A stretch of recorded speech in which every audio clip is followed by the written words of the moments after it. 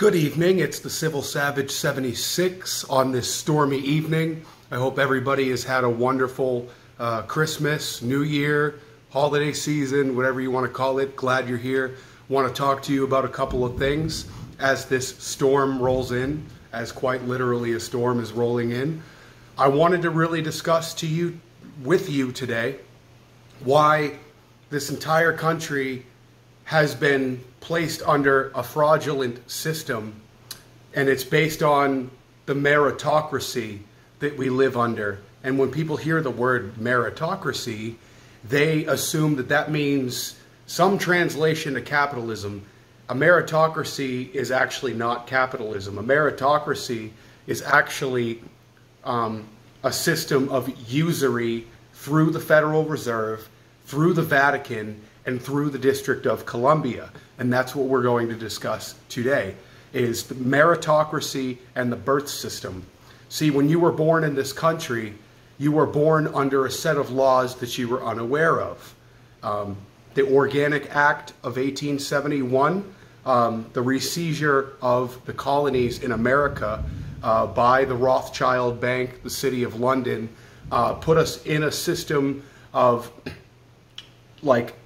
financial servitude to that of our original captors through postal shipping and banking wars that have taken place since the beginning of time.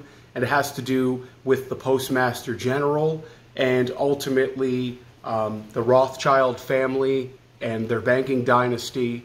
Our Constitution was botched.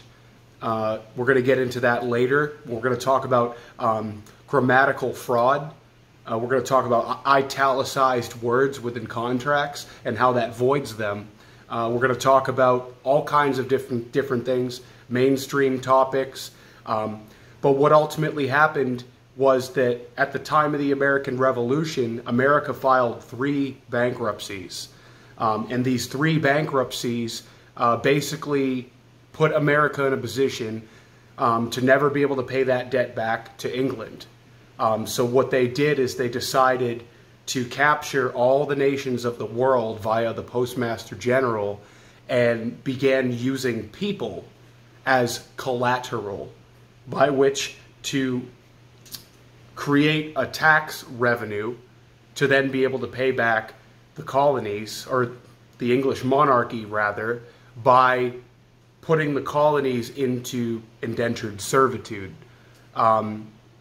So between the Organic Act and the Citizen Collateral move, we went into a different set of laws that do not acknowledge constitutional provisions. Instead, it acknowledges admiralty law, which goes back to not country against country, but rather entity versus entity. In other words, the times of antiquity, kings and queens trying to take different pieces of land over. That's what flags originated as. Flags didn't originate as a symbol of a country. It actually symbolized what they planned to do with trades and who was occupying a battlefield at a given time. It was to ultimately communicate. It was a communique to a distant land what this country had to offer as far as things like natural resources and other sources of trade. So we're actually indebted via our birth certificate through the English monarchy, the Vatican, and the Federal Reserve as debtors through this usury by the meritocracy that we live in, which is not actually the embodiment of free market enterprise. See, we've been in a system of usury. When a doctor births you, like the woke people like to say, when a doctor births you, the doctor, through the transportation authorities, is actually a harbor master. And when you were born, you are considered either dead or lost at sea. So when your child is born, they have to get signed under the birth certificate laws, which are old Freemasonic laws, which means that if you're the new parent and you don't sign those papers, you cannot take your child home from that hospital. And the hospital itself is actually a vassal. It's not connected to the actual country that it's in. And that's the same reason why America is not a country, it's a corporation. We're actually known as America Inc., which is the same reason why the president's never really the president. It's really just the CEO who is representing the different talking points of international special interests. So going forward, when we talk about the shipping and postal wars, the Postmaster General, it's a lot to throw at you. But I want you to really slow the video down if you have to. Internalize this. There are 3 entities ruling the United States. One of them is the Vatican, one of them is the Federal Reserve, and one of them is the District of Columbia, which has its own set of laws and ordinances. They have their own constitution, and through grammatical fraud, by making words ambiguous, using adverbs and all sorts of different ambiguous verbiage within a given contract, the Constitution was actually voided. And it's hard to internalize, but Benjamin Franklin was actually, at the time of the American Revolution, he held the status of the Postmaster General, and he was actually also a contractor for the French Freemasons and different things like the Hellfire Club. We'll definitely get into that in another episode, but Benjamin Franklin was not the person you thought he was. Just like now we're living in an age where we're finding out that all these people around us are not really who they say they are.